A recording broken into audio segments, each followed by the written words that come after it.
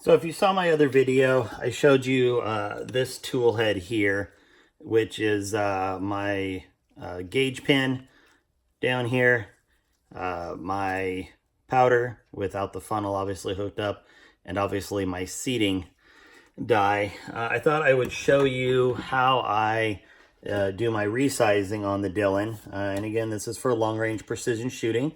I shoot F-class, 600 up to 1,000 on a regular basis. And we've got our brass. For me, all I've done, I don't even clean it first because it comes out pretty clean after I shoot. I run it through my amp annealer. I've got the amp mate hooked up. You've probably seen that video if you looked at any of my stuff. I run those through. I did 450 here in, I don't know, whatever it was, an hour less, something like that. I then get my tool head set up, locked in, and I'm still a fan of alcohol and lanolin when I'm doing sizing. I know everybody's got their own thing. So I'm using a Wilson sizing die, and then I'm using a Lee Universal Decapper. I like doing it in two separate stages, and I know it can be a little bit difficult to see, but we'll show you here. So this is the Lee Universal Decapper. This is the Wilson sizing die. It is obviously set for 284. So what I do is it's a bushing die. I know there's a lot of guys who load on the Dillons and they don't use a bushing die. I'm going to show you that I do it, and I'll show you what my run out is. And obviously I can't show you what my finished round run out is, but honestly, I don't care as much about my finished round run out. It's usually around 5 or 6 thousandths. I've had much less. If I'm really taking my time with it, I can get down under 3 thousandths loaded round run out. It does tend to go up a little bit if I'm really speeding through rounds, like getting ready for a match, where maybe I'm not taking quite as much time. But to be fair, between 3 thousandths and 6 thousandths, I am not noticing any difference. And I know a lot of the other guys I shoot with who are all high masters are not seeing that much difference either. And so anyway, what I do with mine, because I'm shooting a bushing in here, is I leave it floating so that it's only sizing, and you can kind of see, wow, this is horrible, and I feel like an idiot for doing this. You can see that kind of like a black line on the neck. My goal is to size roughly 70% of the neck. So I leave about the bottom 30% unsized. For one, it's less tension on the bullet. I am still playing around, and a buddy of mine is doing a bunch of testing about how much neck you need to actually size. But for me, I like 70% right now. And so I leave this backed out just a little bit so that the bushing is floating upwards and only comes down, like I said, about 70% of the neck. I happen to be using a 310 neck in there, or 310 bushing in there right now for the neck. You know, I'm going to be going to a no-turn neck later this year or beginning of next year. Obviously, I'll be opening up that bushing after that.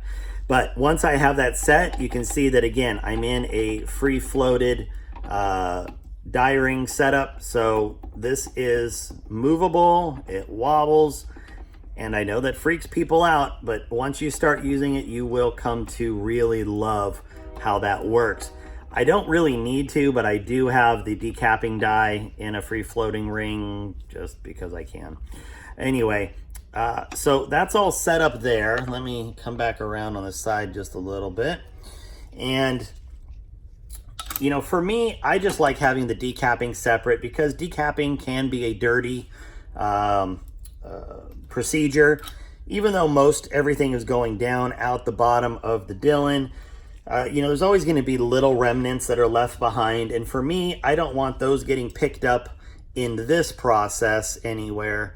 that might inhibit the ability of the sizing die to work correctly. So what I did with this is I have the decapper threaded all the way up into the stem so that it is in no way contacting or getting anywhere close to the flash hole, because it certainly doesn't need to. So we get in here, that decaps it, bring it around, and now we have sized that one, decapped this one, and then you'll be able to sort of see down here. What I do is I take out, I don't let it go all the way around to a fourth station. I just leave the locator pin out on this one, and I pull it out. So over here I've got my finished, and then over here I've got my to be done. So I just get in a nice rhythm here. I let it sit for just a second in between.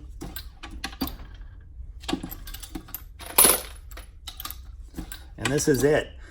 The other thing that obviously I've taken into account with my sizing is making sure that I'm pushing the shoulder back far enough. In my particular case, I am pushing it back roughly 2.5 thousandths, between 2.5 and 3 thousandths when it's coming back.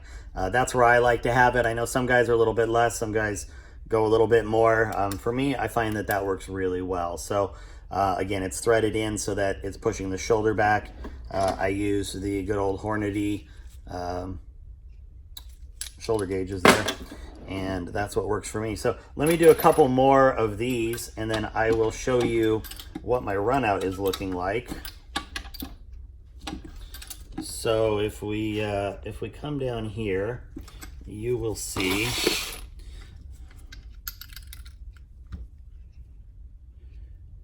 that I'm running just about 1,000. This one's maybe 2 thousandths.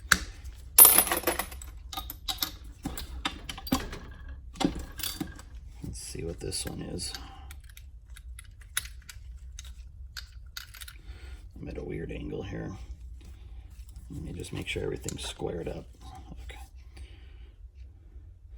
So you can see this one here is about 1 thousandths, maybe 1.5 thousandths. Let me pull that other one back out here. These are magnetic. If you've ever used these accuracy ones, they're magnetic, so you just have to make sure that it's all squared up, and I forgot to do that because I moved this over. So you can see here it's running just about 1.5 thousandths also. I'll do one more here. And you know, I look at it like this. The necks are still a little dirty. That runout will actually come down just a little bit. You know, this one's sitting right at 1 thousandths, just a hair over. So you know, that's fine for me. I'm happy with anything right around 1 thousandth, 1.5 thousandths. And that's what I seem to get with this procedure.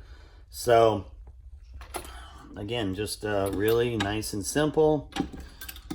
I get these 2 stages done. Now, you know, if I really wanted to, I could probably get it all loaded up, not use a decapper. I could put this in my first stage on the Dillon. I could move my sizing to station 2, my powder to 3, and my cedar to 4. And if I really wanted to, I could probably put all these steps into one and figure out a way. I know there's some guys that do it.